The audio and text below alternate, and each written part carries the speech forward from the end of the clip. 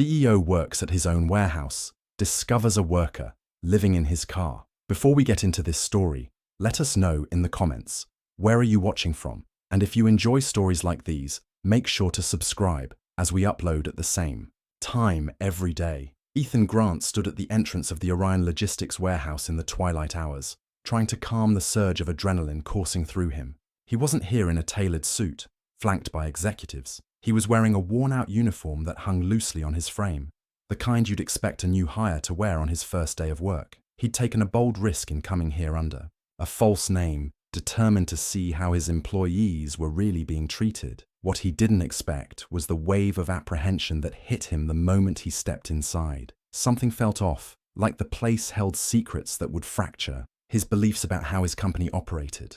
He tried to dismiss the uneasy feeling, but with each step across the concrete floor, the tension only grew. In less than 24 hours, he'd learned just how deep those secrets ran and how devastating their impact could be. He scanned the aisles, stacked high with pallets of merchandise. The fluorescent lights flickered overhead, giving everything a washed-out look. Workers moved efficiently, some on forklifts, others handling inventory with handheld devices. He spotted a young man, pale and exhausted, lugging boxes that seemed too heavy for a single person. There was something in that man's eyes, a kind of desperate determination that Ethan found immediately concerning. Within minutes, Ethan could sense the exhaustion radiating from multiple people, but it was especially stark in this one man whose name tag read Lucas. Taking a deep breath, Ethan walked toward him, hoping to blend in with the rest of the crew. He managed a casual greeting, noticing how Lucas gave a polite nod while clearly struggling with fatigue.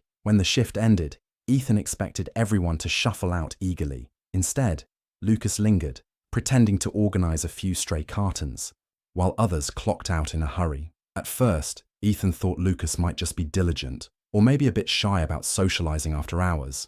But as the rest of the workers filed out and the lights in certain sections of the warehouse dimmed, Lucas still hadn't left. With each minute that passed, Ethan's concern grew. There was a hollowness to Lucas's eyes, a silent burden. Something told Ethan not to approach him just yet. Instead, he pretended to review some shipping labels while discreetly watching. That's when one of the supervisors, Greg, strode by. Greg carried himself with a swagger that Ethan recognized too well, the trademark arrogance of someone who enjoyed control. Greg eyed Lucas from across the room, then turned to a fellow supervisor with a smirk. Ethan overheard Greg mutter, "He's still here. God knows why. Probably doesn't have anywhere else to go." The words were laced with condescension that made Ethan's pulse spike. Greg didn't approach Lucas. He just tossed a snide laugh over his shoulder before disappearing into the hallway leading to the management offices. Ethan tensed up. Clearly, there was a story behind Lucas's reluctance to leave, and Greg's mocking tone gave Ethan the first real red flag of the night. This was more than an employee simply putting in extra hours. Ethan spent a few more minutes tidying up, picking up stray bits of cardboard and broken pallet wood so he could keep an eye on Lucas. Each time Lucas looked like he was finished and about to head out, he'd pause, fidget with his phone, then put it away, as though he couldn't bring himself to leave. Eventually, Lucas mustered the energy to slip out the side door, shoulders hunched. The way he walked, a slow, reluctant shuffle, made Ethan's gut churn. The rest of the employees had already vanished into the cool night. Ethan decided to follow, keeping a healthy distance so as not to startle him or make him suspicious. Outside, the parking lot was sparsely lit by a few overhead lamps. Most cars were gone, leaving only a handful near the back gate. He spotted Lucas trudging toward a battered compact sedan that had clearly seen better days. Dents marred its surface, and a single plastic bag was taped over where a window should have been. Lucas opened the driver's side door, peered around as if worried someone might be watching, then slipped inside. Ethan ducked behind a row of trucks, feeling his heart pound. He wasn't sure why he was even nervous, but a hunch told him that if Lucas was going to stay in the car for more than a couple of minutes, it could mean something heartbreaking. He waited 5 minutes, then 10, then 15. No signs of the car starting up or lights turning on. By now, most of the warehouses' lights had been shut off and the security guard was making his rounds, sweeping the beam of a flashlight across the lot.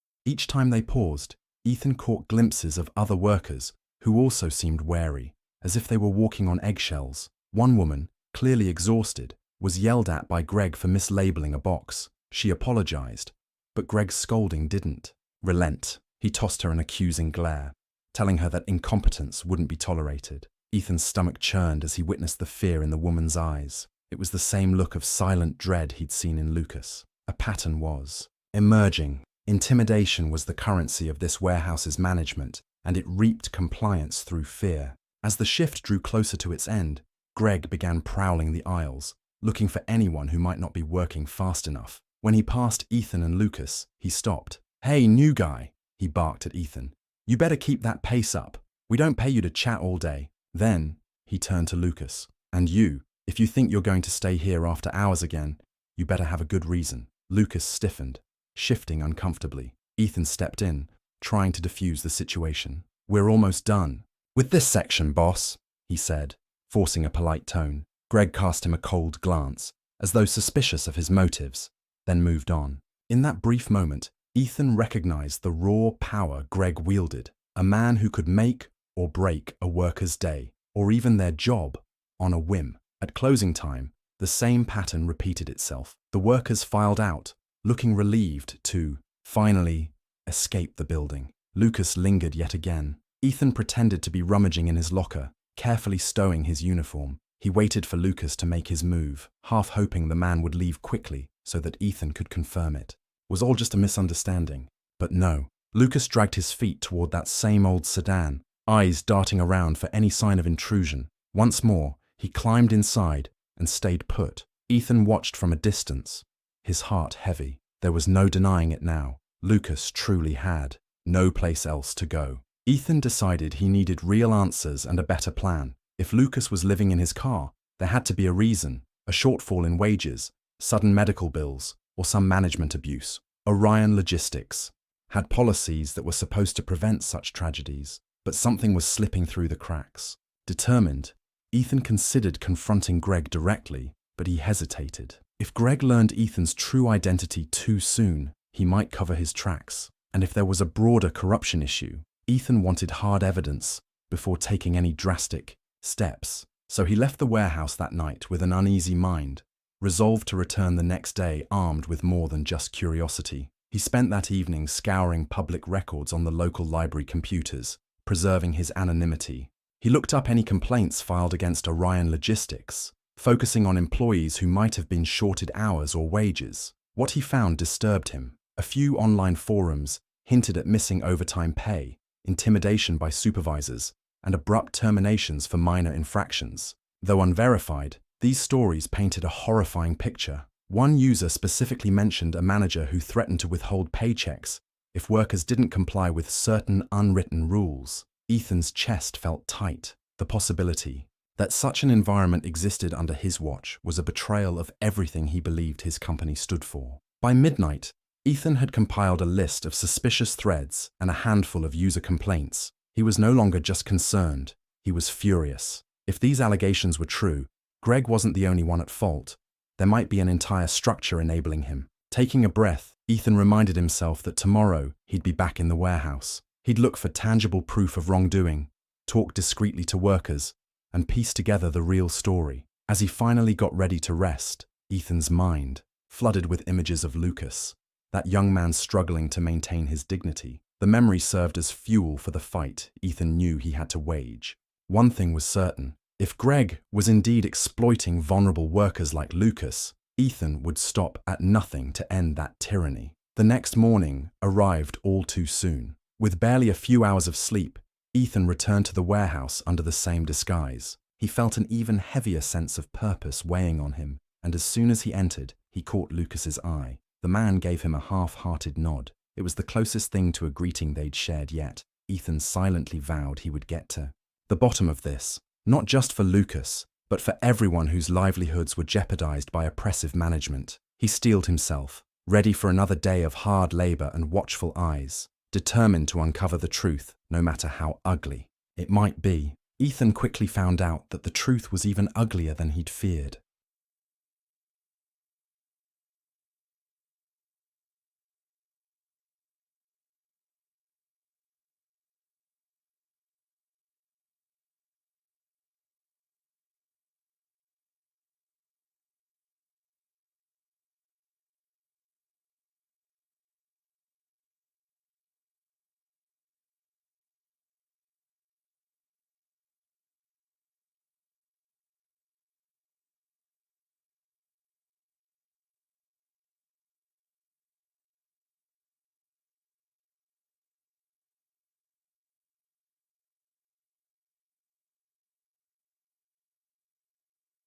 Not only was Greg ruling through fear, but there were other supervisors too, each with their own set of abuses. The environment felt tense, with hushed conversations and darting glances. Everyone seemed to tread carefully, as if one misstep could cost them their job.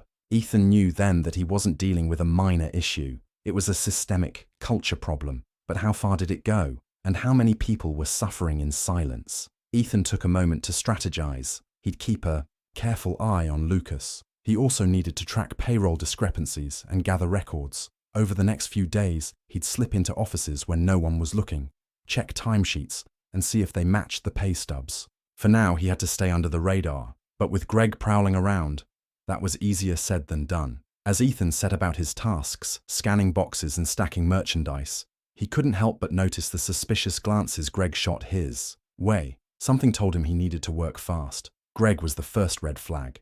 But the situation might be far bigger than one man's cruelty, and if Ethan didn't act, who would? At the end of another exhausting shift, Ethan watched as Lucas headed once again for that battered car. The sight weighed on him like a crushing sense of guilt. He couldn't allow this to go on much longer, but he also needed definitive proof before making any big moves. That night, he made a decision. He would catch Greg in the act, verify the payroll issues, and then reveal himself as CEO when the moment was most impactful. It was a risky plan, but for the sake of Lucas and every other employee, it had to be done. Little did Ethan know that events would soon spiral out of control faster than he ever anticipated, forcing him to confront Greg head-on in a way he never expected. Ethan's adrenaline spiked, but he steeled himself for the challenges ahead. Tomorrow would bring the next step in his investigation. He would be ready. The following morning arrived with a restless energy. Ethan entered the warehouse as usual, but this time, he wore a small recording device taped under his collar. He moved through the day's tasks with a sense of anticipation, waiting for Greg to slip up or make some incriminating statement. By midday, he got exactly what he needed. Greg stormed into the break room, furious that a certain tally of boxes wasn't matching the official records. Ethan overheard him scolding two workers for not padding the numbers. In a hushed but angry tone, Greg threatened to dock their pay if they didn't follow his instructions. The exchange lasted just a few seconds, but Ethan captured every word on audio. His heart pounded. The proof was piling up. Now that Ethan had hard evidence of unethical practices, he needed more details on the payroll theft. Greg's threats were one thing, but how did he manipulate the actual numbers? The next part of Ethan's plan was even riskier. He'd have to get onto a management computer. Late that evening, he lingered after most workers had left, slipping into an office where he believed payroll files were stored. Sifting through digital folders, he found reports that didn't match the official payroll summaries he'd seen in corporate. There were short hours listed for certain employees, especially those under Greg's supervision. Each mismatch correlated to money pocketed or reallocated.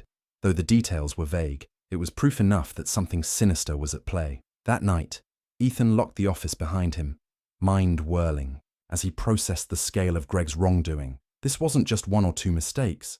It was a pattern, pointing to systematic exploitation. Lucas's situation now made perfect sense. If Greg had been manipulating wages, someone barely making rent could easily be forced out of their home. Ethan clutched the digital copies he'd emailed to himself, vowing to expose everything the next day. He wondered if he should pull Lucas aside and let him in on the secret, but he decided against it for now. The time for revelations would come soon enough. He just hoped it wouldn't be too late. When the sun rose. The next morning, Ethan felt a strange mix of dread and determination. Part of him feared that Greg might sense something was up, or that another manager might catch wind of Ethan snooping in the office. But he brushed the worries aside, remembering Lucas's tired eyes, the hopeless gazes of other workers, and Greg's cruel smirk. He had the evidence he needed, and he refused to leave these people in their misery. Today, he would act. Whether it ended in a quiet resolution or a dramatic showdown, something was about to change forever. He entered the warehouse with the same discreet uniform, but with a different aura. This time, he was ready to end it. He noticed a tension in the air, as if the workforce collectively sensed a storm brewing.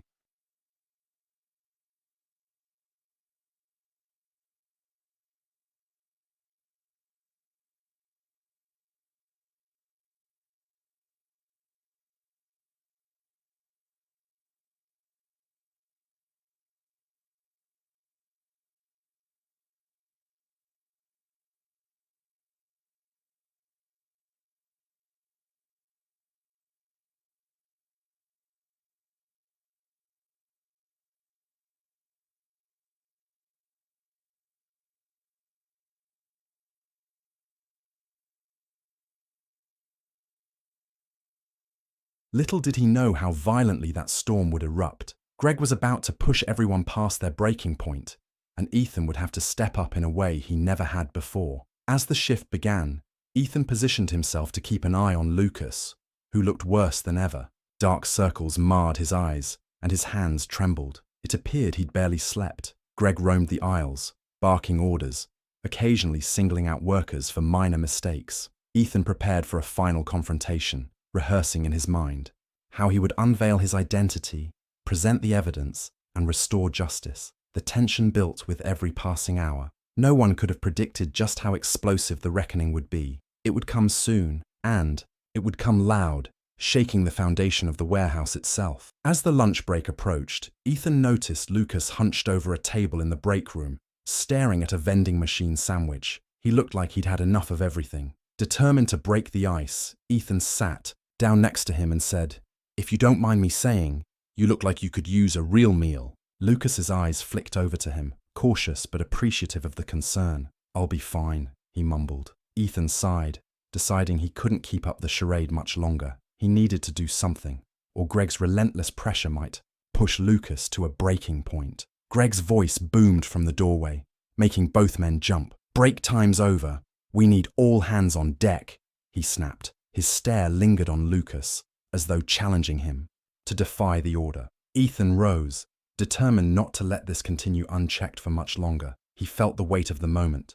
The next hour would set the stage for the confrontation that was about to tear down every false pretense in Orion Logistics warehouse. Ethan prayed he had gathered enough resolve to see it through, because once he acted, there would be no going back. The shift resumed, and so did Greg's petty torments. This time, though, Ethan was ready to stand up to him if it got out of hand. He just didn't realize how quickly things would escalate. Greg's bullying found a new target, an older worker named Marisol, who had trouble lifting heavy boxes. "If you can't do it, then quit," Greg sneered. That was all it took for the tension in the room to spike. Workers exchanged uneasy glances, as if collectively realizing they'd had enough. This simmering resentment would soon boil over, and the entire warehouse would witness a spectacle they'd never forget. Ethan braced himself, heart pounding, as he saw Greg marching straight for Lucas, eyes full of malice. The moment of truth had finally arrived. Ethan held his breath. It was time for the final turn of events that would change everything. When Greg's voice thundered across the shipping aisle, a hush fell over the warehouse. "Lucas!" he bellowed. "You really think I don't know about your little nightly stays in the parking lot?" Heads turned, and Lucas froze, his face turning ashen. Greg smirked, as though reveling in the humiliation. "I've had enough of you dragging your feet, and don't think I haven't noticed you chatting with the new guy. You want to plot something behind my back." Lucas's lips parted, but no words emerged. A sickening wave of dread washed over Ethan. This was the moment that would break either Lucas or Greg. It was time for Ethan to make a choice. Speak up now, or keep waiting. Every fiber in his being told him he had waited long enough. Gathering every ounce of courage, Ethan stepped forward. "That's enough," he said firmly, voice echoing in the stunned silence. Greg whirled around, fury twisting his features. "Who do you think you are?"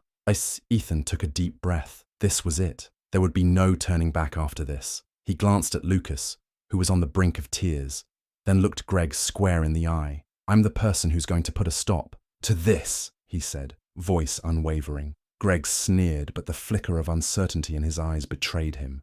The entire warehouse crew stopped what they were doing, forming an impromptu audience to what was clearly a showdown. Time seemed to slow as Ethan prepared to say the words that would forever change the dynamic in this place. "I'm Ethan Grant," he declared. "I'm the CEO of Orion Logistics." A collective gasp swept through the workers. Some stared in disbelief, others in awe, and Greg's face turned from red to white in a flash. He opened his mouth, but no sound came out. Ethan let the statement sink in before continuing. "And I've had enough of this abuse. I know everything. You've been doing every threat, every stolen wage, and every life you've made miserable." Greg tried to regain composure, though his voice was shaky. You can't just come in here like this. You have no idea what you're talking about."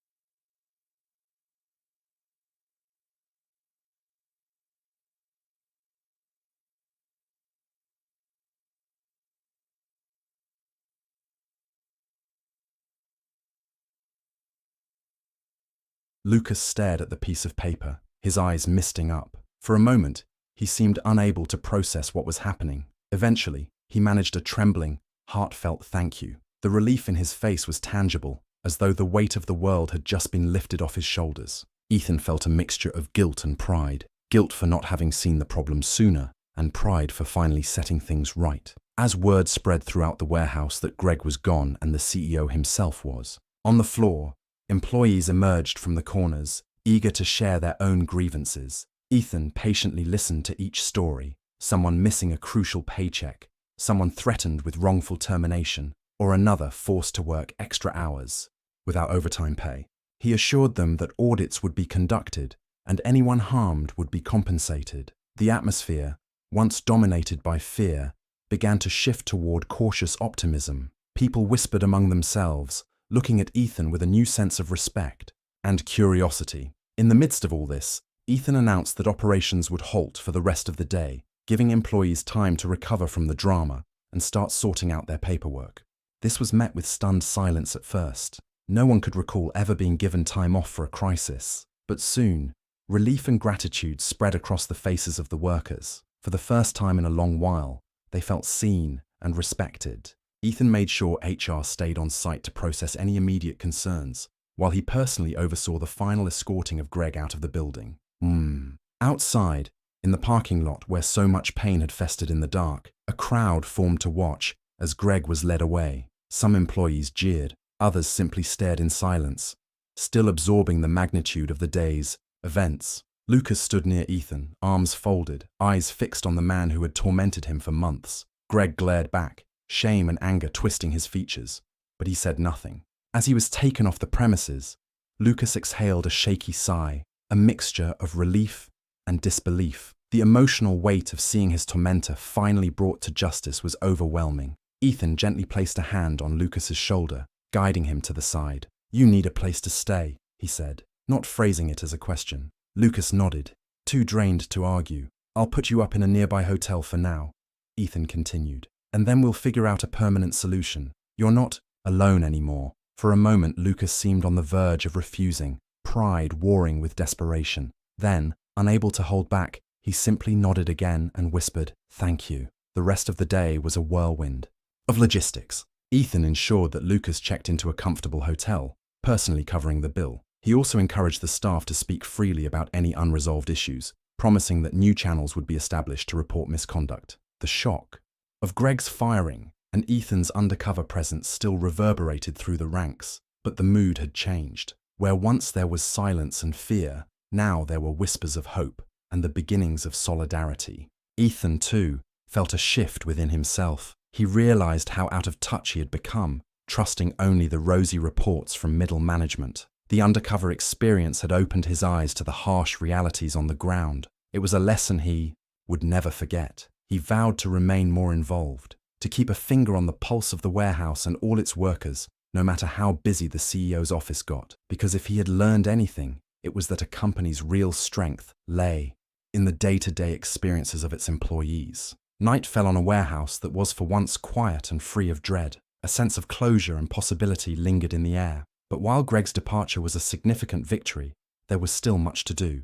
Payroll, audits, management restructuring, new training programs, and a thorough investigation to ensure no more hidden abuses went unpunished. For now, though, Ethan allowed himself a moment of peace, standing outside in the same parking lot where he first discovered Lucas's terrible predicament. He inhaled the night air, reflecting on the harrowing journey that had led to this point. As the stars flickered overhead, he promised himself that no one at Orion Logistics would ever be left so vulnerable again. Days passed, and the repercussions of Greg's ousting rippled through the company. HR, now under strict orders from Ethan, began reaching out to every single employee, collecting statements, verifying payroll logs, and calculating back pay where needed. Complaints about intimidation from various supervisors flooded in. Ethan personally interviewed some of the workers, determined to root out any other bad actors who had slipped through the cracks.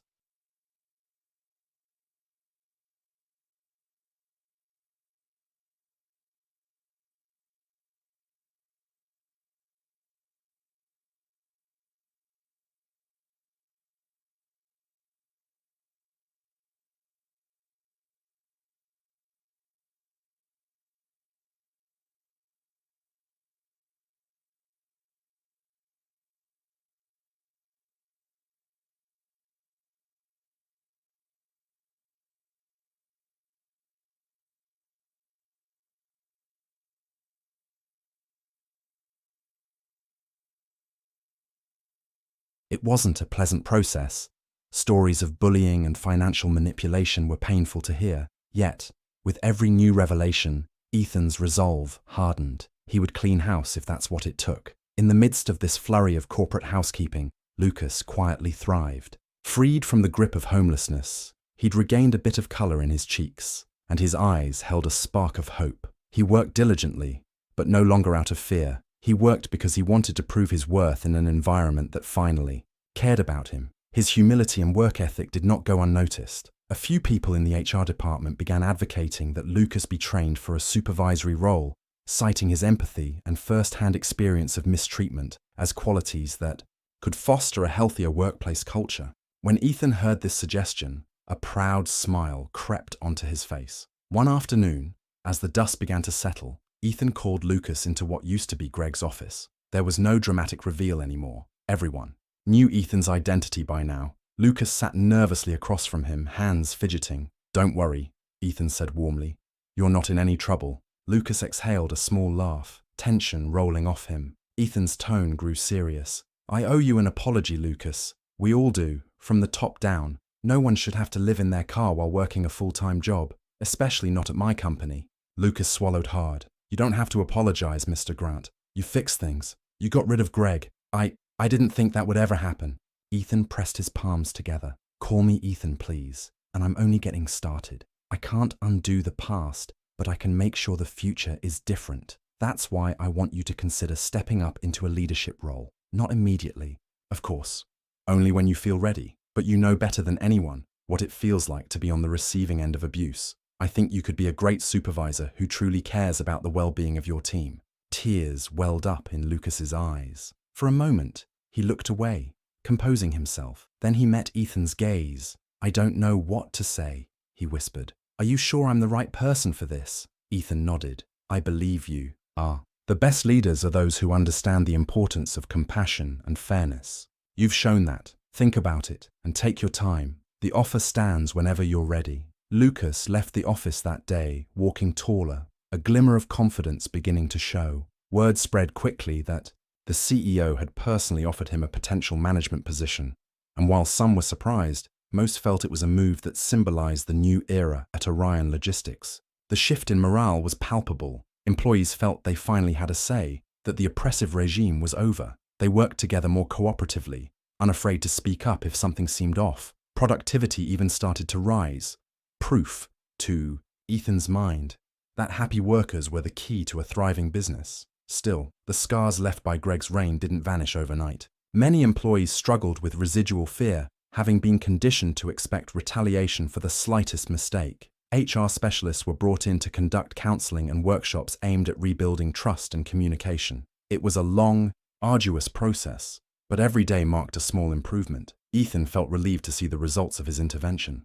He just wished he had arrived sooner before Lucas and others were pushed to the brink. As the weeks went on, Ethan made good on his promise to remain involved. He periodically visited the warehouse floor in casual attire, not fully undercover but not as a flashy CEO either. He chatted with workers, asked about their families, and inspected the processes. This time, though, they greeted him with genuine warmth and respect, not the forced politeness driven by fear. He even saw Lucas helping new hires learn the ropes, offering tips and encouragement. The sight put a smile on Ethan's face. It was a validation of everything he'd hoped to achieve. Even better, Lucas's old car was now just a mode of transportation, not a makeshift home. On a crisp morning a few months later, Ethan arrived at the warehouse to finalize some expansions they were planning to open. A new shipping wing, potentially creating dozens more jobs in the community. He noticed Lucas out front, speaking to a small group of new hires with the confidence of a person who had found his calling. Ethan waited until Lucas was finished, then approached him. "I can't tell you how proud I am," Ethan said, nodding toward the group of recruits who were now dispersing. Lucas shrugged, a hint of a smile tugging at his lips. "I still remember when I was the new guy, afraid of messing up," he said. "If I can make it easier for them, I want to." Ethan placed a hand on Lucas's shoulder.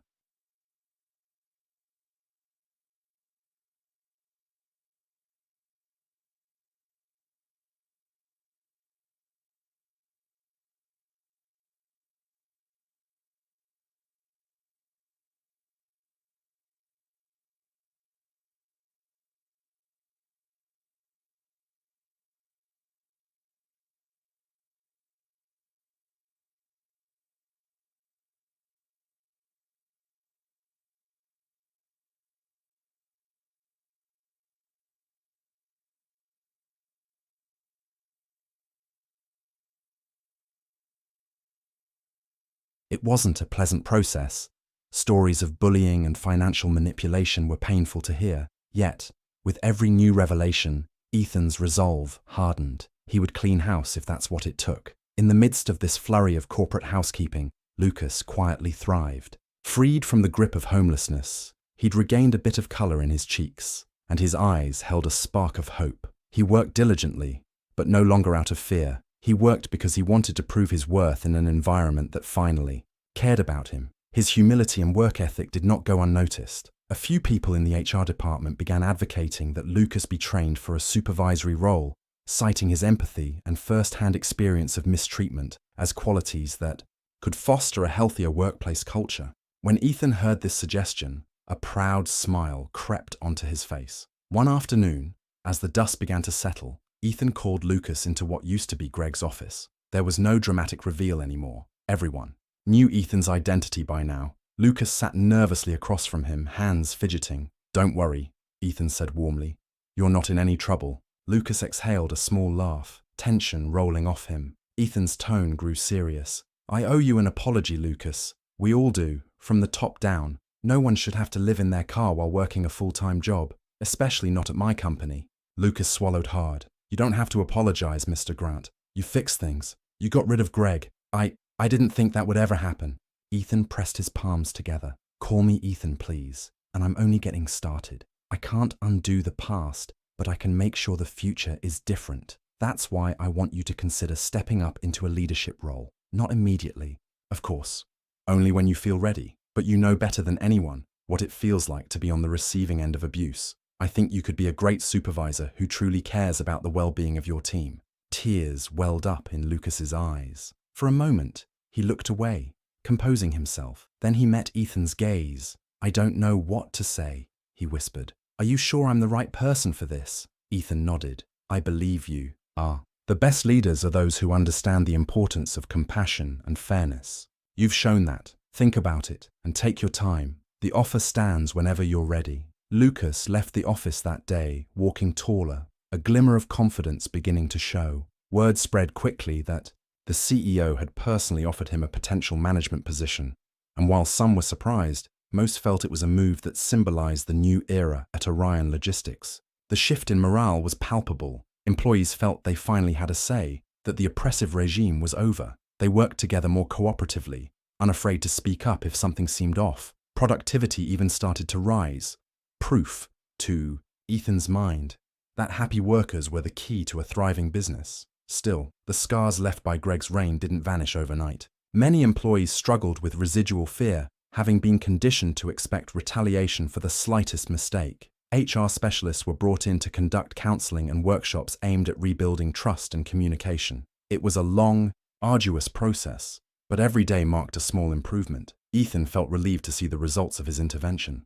He just wished he had arrived sooner before Lucas and others were pushed to the brink. As the weeks went on, Ethan made good on his promise to remain involved. He periodically visited the warehouse floor in casual attire, not fully undercover but not as a flashy CEO either. He chatted with workers, asked about their families, and inspected the processes. This time, though, they greeted him with genuine warmth and respect, not the forced politeness driven by fear. He even saw Lucas helping new hires learn the ropes, offering tips and encouragement. The sight put a smile on Ethan's face. It was a validation of everything he'd hoped to achieve. Even better, Lucas's old car was now just a mode of transportation, not a makeshift home. On a crisp morning a few months later, Ethan arrived at the warehouse to finalize some expansions they were planning to open. A new shipping wing, potentially creating dozens more jobs in the community. He noticed Lucas out front, speaking to a small group of new hires with the confidence of a person who had found his calling. Ethan waited until Lucas was finished, then approached him. "I can't tell you how proud I am," Ethan said, nodding toward the group of recruits who were now dispersing. Lucas shrugged, a hint of a smile tugging at his lips. "I still remember when I was the new guy, afraid of messing up," he said. "If I can make it easier for them, I want to." Ethan placed a hand on Lucas's shoulder.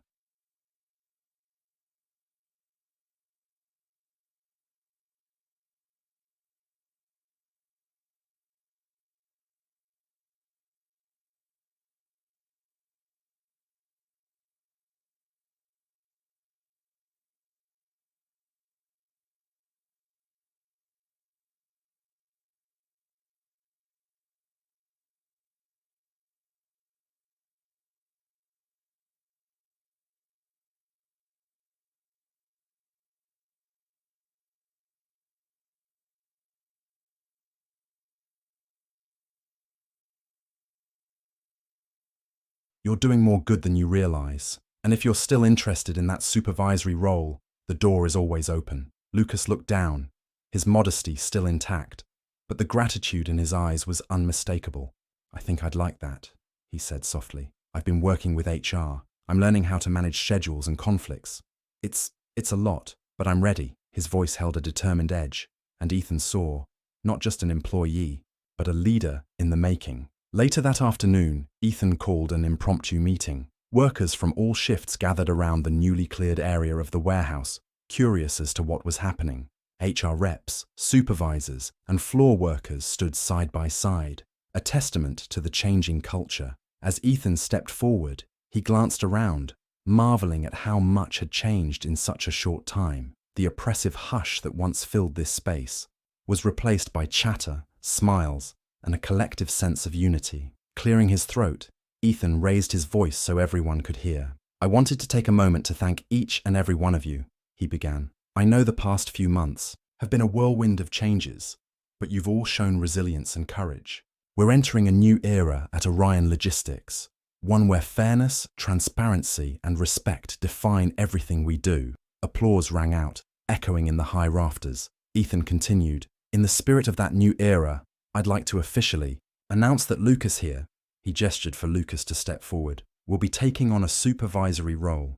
He has shown exceptional dedication and empathy, qualities that I believe will help lead this warehouse into the future. A roar of approval followed, with many employees clapping Lucas on the back and offering congratulations. For his part, Lucas looked both thrilled and humbled, his cheeks reddening at the attention. When the applause subsided, Ethan pressed on. We still have work to do.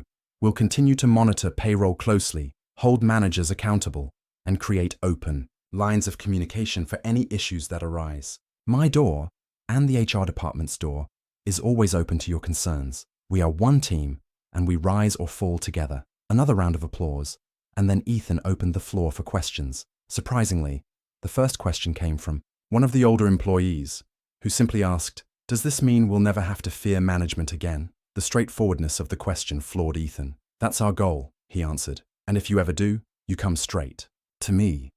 That evening, after the meeting had wrapped up and the warehouse started to wind down, Ethan took a quiet walk through the facility. He passed the break room where, not too long ago, tension and misery had thickened.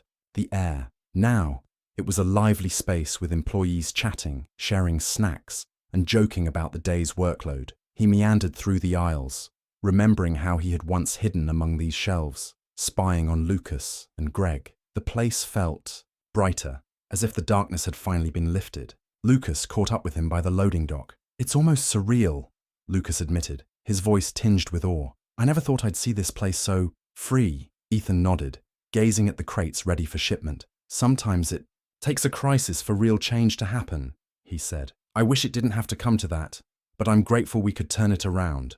Lucas smiled, then looked down at his new supervisor's badge. Never in my wildest dreams did I think I'd wear one of these, he murmured. Guess life can change fast. Ethan turned, resting a hand lightly on Lucas's shoulder. Life changed for me too, he said softly. It's easy to sit in a corner office and think you know your employees' struggles, but nothing replaces seeing it for yourself. The two men stood there for a moment, silent, reflecting on the bizarre journey that had brought them here. The hush of the loading dock surrounded them, the hum of conveyor belts now oddly comforting, a testament to the steady rhythm of honest work being done under fair conditions. In the days and weeks that followed, Ethan continued to refine Orion Logistics policies. He set up an anonymous tip line for complaints, mandatory ethics training, and quarterly town halls where employees could voice concerns directly to corporate.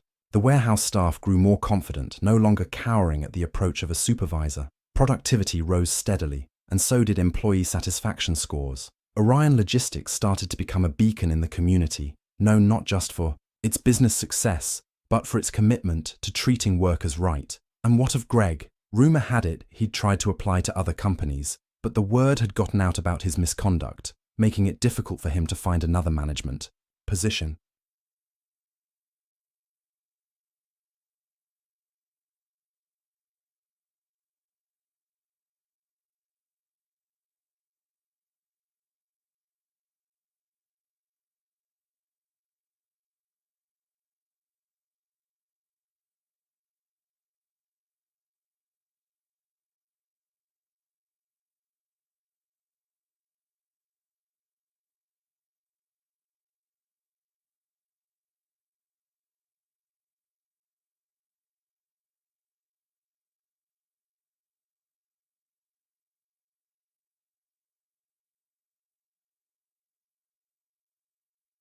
Ethan didn't derive any personal glee from this, though he did feel a sense of justice in the natural consequences of Greg's actions. He hoped that Greg would learn from this experience.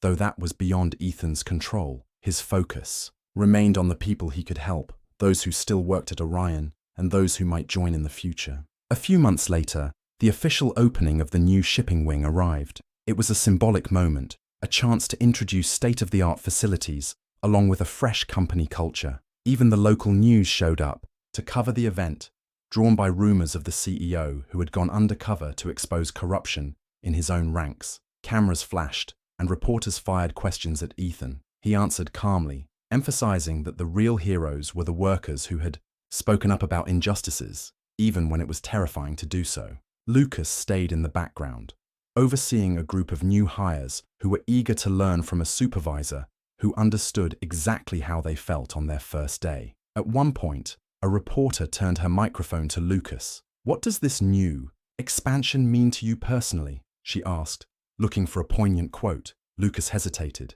a slight tremor in his voice.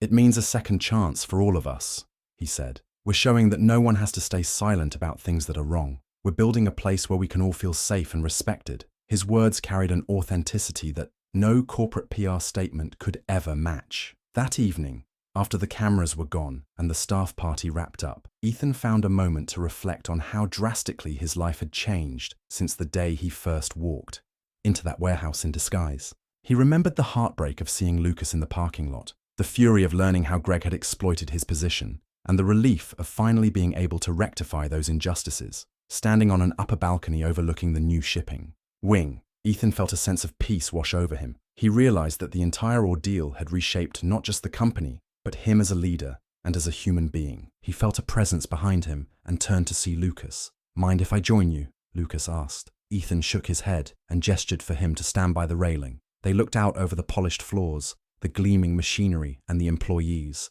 working with newfound hope in their eyes. "Looks good, doesn't it?" Ethan remarked. Lucas nodded. "Better than good. Feels right." They stood in companionable silence for a long moment. Then Lucas cleared his throat. "I never really thanked you properly, for everything." Ethan smiled, but his tone was earnest. "You don't owe me thanks. In a way, I should be thanking you. If you hadn't been so strong, if I hadn't noticed you that night, who knows how much longer Greg would have kept going. You helped me see my own company in a new light." Lucas looked at him, a hint of awe in his expression. "I guess we both helped each other," he said. The two men exchanged a grateful nod, acknowledging the bond that had formed between them through adversity. With the warehouse floor humming beneath them, they walked away from the railing side by side, carrying the lessons of their shared struggle into a future they would build together. By the time the next morning rolled around, the story of Ethan's undercover mission had spread beyond the local news, garnering national attention. Journalists praised the CEO's hands-on approach, while business analysts pointed to Orion Logistics as an example of a company that bounced back stronger after exposing internal corruption. But for Ethan and the workers, the real story wasn't about media headlines or public relations. It was about the profound change in the day-to-day reality of people like Lucas, people who, for once, felt valued and safe. No longer did workers fear the end of their shift. No one dreaded stepping into the break room or clocking in under an oppressive gaze. And no one, especially Lucas, had to sleep in their car at night because of a cruel manager's manipulations. Ethan's transformation from distant CEO to hands-on champion of fairness was complete. The warehouse was at peace, bustling with productivity, but also with a sense of genuine community. If someone stumbled, another employee was there to help. If a conflict arose, it was addressed openly and resolved without threats. Perhaps the greatest testament to the change came one night when Ethan stayed late to finish some paperwork in the newly refurbished offices. He stepped outside, the sky dotted with stars, and gazed across a parking lot that was nearly empty. There was no battered sedan idling in the shadows, no lonely figure waiting for everyone else to leave. The only vehicles belonged to employees, who were heading home to apartments, houses, and families, just as it should be. A small smile crept onto Ethan's lips.